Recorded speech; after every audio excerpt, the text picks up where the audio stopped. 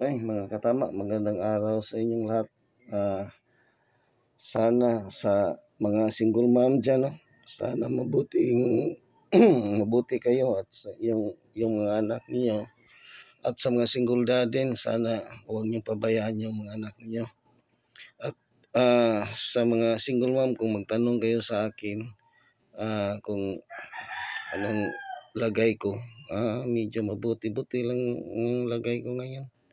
Pero may lagnat ako 3 araw na, pero ngayon mabuti-buti ng lagay ko.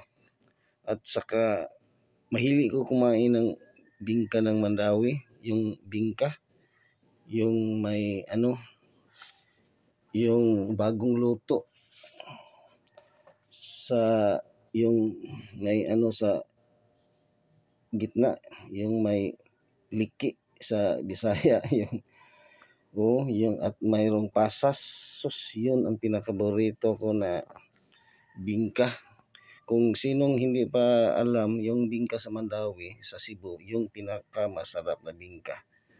Mas lalo yung yung bagong luto. At unahin ko yung pasas na linagay. Minsan may pasas, minsan wala. Pero yung paborito ko yung may pasas sa gitna. Sus, ang sarap. Grabe, mga single mom dyan. Grabe, ang sarap. Unahin ko yung grapes sa linagay sa yung pasas. Ganyanin ko. Ang sarap. Ang sarap hanggang yung laman ng bibingka. Okay na ako, okay nang lagay ko. Basta makakain na ako ng bingka sa Mandawi.